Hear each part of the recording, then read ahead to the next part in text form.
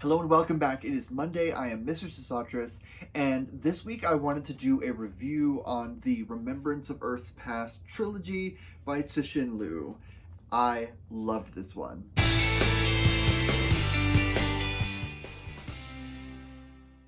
This is definitely a series that took me a bit to get into. In terms of I wasn't quite sure what to expect at the beginning. And once you sort of understand the massive story that's being told, even though the books all sort of begin very zoomed in, very hyper focused on one character and sort of their daily life, and then by the end of it, it's massive and huge and incredible and just mind blowing. And I think that scope of starting very zoomed in, you're not sure how everything's fitting together, and then when you get to the end, everything clicks into place because everything is relevant and everything fits into the big story, and it's so satisfying. And I think that's one of the things that just blew me away with this, because it was sort of a style of storytelling that I hadn't really experienced before. Usually, there's always kind of a hint at how big and important the stakes are sort of early on. But with this one, it starts very focused on people, individual characters, their journeys through life and things, and then it sort of backs up and you get sort of a macro view of everything, and you see how all of these individual lives and individual choices fit together in the bigger picture. And once you sort of figure out what's being told, it is just wonderful. It's fantastic. I really loved this series so much. And so when I do reviews, I usually have 5 criteria that I sort of ask about the series, and so we'll see how that works for this, because this is very much a big, high concept, really bonkers sci-fi story that takes its time to set up the story that it's really telling. Overall, in really broad strokes, this is the story of humanity discovers that there's another civilization out there in the solar system closest to us, so Alpha Centauri, Proxima Centauri, all that stuff. And the people on that world sort of have discovered Earth as well, and since their planet is very unstable, they want to sort of come to Earth and take it over. But a great deal of the series is how humanity reacts to the knowledge, first, that there are aliens out there, and then second, that Earth is doomed. And so because of the limitations of space travel, they have quite a bit of time before the invasion force is going to arrive. And so it's more about sort of how humanity reacts to knowing that something is out there on its way. And I don't want to get into any spoilers, so I won't talk a lot about the plot of the 3rd book, because that kind of deals with the fallout of sort of everything, and it's not really what you'd expect. But the story is about sort of how people innovate and change and grow, and the leaps in logic that are required to progress past sort of the comfortable world in which they're in, and it's fighting against that idea that we've always done things this way, there's no need to change it, we're fine, and fighting against that and saying we really need to start thinking outside the box and coming up with a way to reconceptualize how we organize everything, society, governments, everything, in order to work towards a common good, and if that's even possible. And it's just mind-blowing. There is lots of really cool sci-fi crazy weirdness. That's mostly in kind of the 2nd and 3rd books. The 1st book is very grounded in kind of our real world. It's rooted in sort of the historical events of kind of the Great Leap Forward in China and how people react to knowing that there's life out there. And then in the 2nd and 3rd books, we get to see humanity progressing into a kind of alternate future that's colored by the discovery that there's alien life out there. It's just incredible. The 2nd book is probably my favorite. The 3rd book is phenomenal, and I really loved the mystery at the heart of the first book, but the second book has this emotional punch to it that I was not expecting, and it just left me stunned. It was just fantastic. So getting into the review itself, the first criteria that I usually look at is, do the characters feel like real people? And this is probably one of the most important questions in this, because the series is very focused on kind of human nature and humanity as a kind of big organism, and sort of what choices people make when faced with something massive that they can't comprehend. And so the characters do feel like real people. They're very flawed. They're very kind of inscrutable. I will say that the characters are, especially like the main characters, are like super crazy smart, and they operate on just this whole other level.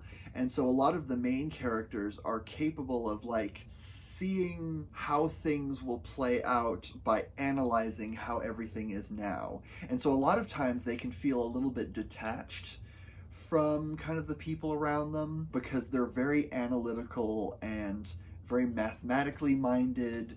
And so their whole thing is in like, you know, analyzing human nature itself and coming up with a way that humanity could defeat an invading force, basically. And so there's not a lot of like Marvel-esque banter. This isn't that kind of thing. This feels more like classic sci-fi. The first book feels very much kind of like a Close Encounters of the Third Kind type story. The second book feels very much like Isaac Asimov's Foundation.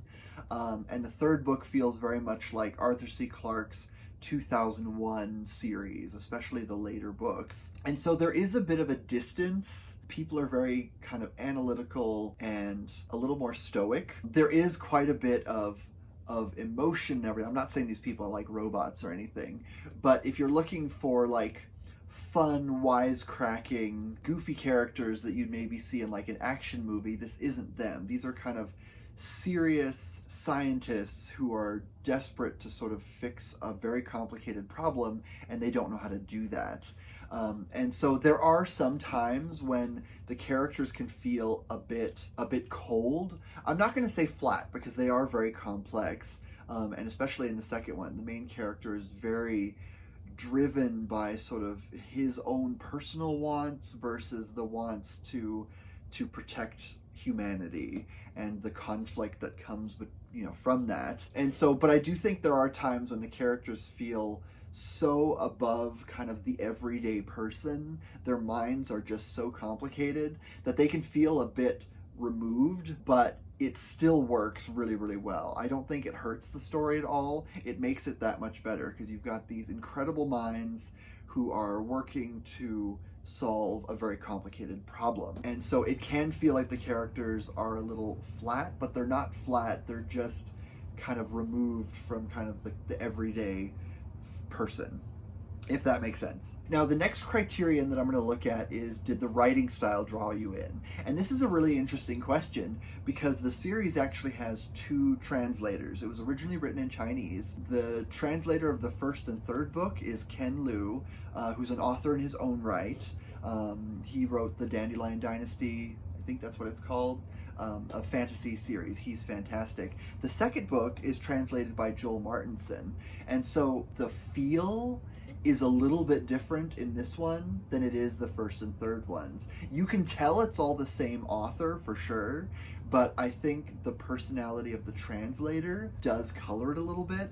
And so the first and third books feel very analytical. They feel kind of like a Michael Crichton novel, especially something like Sphere or even Jurassic Park or Timeline, something like that. And then the second book feels a little bit more, it's still analytical, but it's more emotionally grounded, because the main character in the second book is someone who is very emotionally conflicted throughout the whole thing, and the whole story hinges on the fact that you can't really read what he really wants. Even though we're kind of inside his head, he's a very conflicted person, and he's very kind of traumatized by all this. And so the second book is very much a character study of this kind of one character at the heart of this, with all this huge stuff happening. And in the first and third books, while there are big character focuses, it's much more about what humanity is doing as a whole. And so it's a little more removed. So this one is very close up. And this one, it's funny, when I first started reading it, I wasn't sure that I liked it at first, because I didn't really understand the focus, because it was very just one person going about his day kind of thing, and he kind of gets pulled into all this, and it felt very different from the first book. But then you get to the middle point and then the end, and you realize that all of the little things in this person's life factor into the decisions that are made kind of near the end. And it's so satisfying, because you finally see this is a huge strategic thing that's been in the works for a very long time, but you just didn't realize it at first. And when you finally see what the big strategy is, it's just fantastic. I really loved this. And so the writing style is definitely something that you have to kind of trust it. It's gonna feel a bit weird at times. Like in the first book, there's this video game that people go into, and it's not really something that you would recognize as a video game. It feels more like a movie that these people are watching, and they can kind of influence it by asking questions of people, sort of thing. And the video game itself is a little abstract, and it's a little strange, and so it can feel a little weird, but it always works. Like it always comes to a satisfying conclusion. And so the writing style at first can feel a little strange, a little alienating, but just stick with it, because this is telling a huge, massive story. And so any of the little things that don't make sense at first or aren't explained will absolutely get explained later. And once they are, everything clicks into place, and it's just wonderful. So the writing style is definitely something that is it feels very new and unique and different, and I really enjoyed it, but it was definitely something I had to get used to at first, because this is coming from a cultural context outside of what I've normally read. And I'm really glad, because this challenged me in really interesting ways. But you just have to trust the author, because he knows what he's doing. He's a fantastic writer. And if you just stick with it, everything gets explained, everything fits into place, and it's mind-blowing. Now, the third criterion in this review is, did the plot move at an appropriate pace? And I'd say it does for the most part. Like I said, if you're expecting sort of constant action, then you're going to be a bit lost. I would say the pace for the whole series is like medium to slow, but it's deliberate medium to slow. It's not slow in that it doesn't know what it's doing and it kind of meanders. There's some books where it feels slow paced, but that feels like it's supposed to be medium paced, but you read it slow because the pacing doesn't work. In this case, the pacing is meant to be medium or slow, because it covers hundreds, thousands, even like billions of years from beginning to end. And so it really needs to set things up. It's very much focused on that quality in sci-fi of like awe. If you think of a movie like Close Encounters of the Third Kind, which is one of my favorite movies, I love it so much. When I first saw it when I was a kid, it felt slow and awkward, because I was expecting kind of an action-adventure aliens invading movie like, Independence Day. And it's absolutely not that kind of movie. It's definitely a slow burn that builds and builds and builds and leads up to that final moment where they meet the alien ship, and it's grandiose and it's huge and it's very, very satisfying. But you need that kind of slow burn buildup for that end to make sense. And that's something that this series very much understands. And so there's always something interesting happening. I was never bored by the story. I never had to kind of force myself to keep reading to get through a slow bit, because even when it was slower paced, it still was captivating. And so the pacing is a little slower, but it's intentionally so.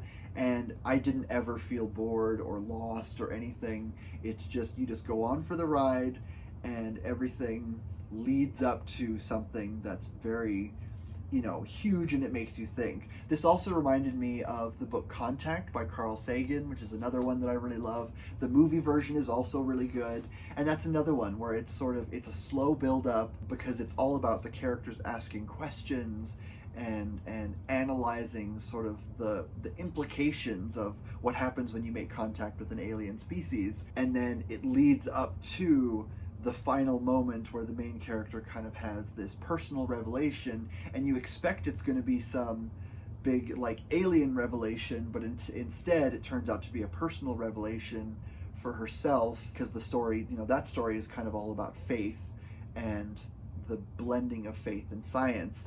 And so it does something kind of similar. So the pacing is slower, but I felt like it worked for the story that it was telling. The fourth criterion on this review is, were you still thinking about it when you finished? And absolutely. This book, especially the second one, you kind of get to the end and you're just like staring off into space going, wow, we are small and the galaxy is huge and we don't know anything. And so definitely definitely something that makes you think. It reminded me of the movie Interstellar. It has that kind of feel. Very profound, blending of kind of emotional breakthroughs and huge revelations for humanity as a whole. And it just, I'm still thinking about it. That's why I wanted to do this review, because, these books were just a wild ride. And by the end, they still have me asking questions about sort of what I read and just the implications of everything that's sort of in it. So yeah, definitely will keep you thinking. And the final criterion of this is, do you want to read it again? And I definitely do. There's a lot of details that I'm sure I missed going through the series, because there's a lot of things that fit together into things that happen later on. And so this is definitely one that I want to reread. There is a TV series out.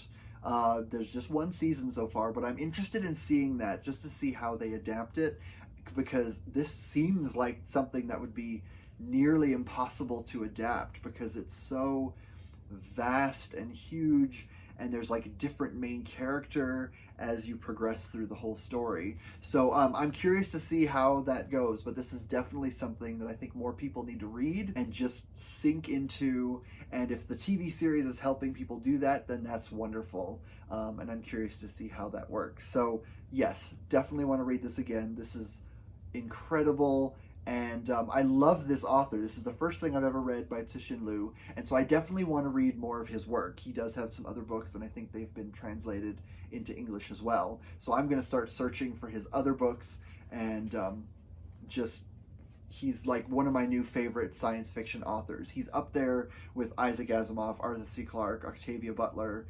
Like, he really is that good, and definitely someone that I want to read more of his work. So overall, I would give the series like 5 stars. I just loved it. But you do need to manage your expectations and know what you're getting into. This isn't something fast-paced, explodey, whatever. There's quite a few moments that are rather horrific and gory, and it can get kind of bleak at times, but it's also very hopeful at other times. It asks really big questions. It deals with really complicated theoretical math and physics stuff that kind of hurts my brain, but I think that just adds to the reread value of it. But I would definitely recommend it. If you enjoyed something like Foundation or 2001, then this is definitely the kind of book for you. And if it feels strange and unfamiliar at first, stick with it, because I swear everything fits together,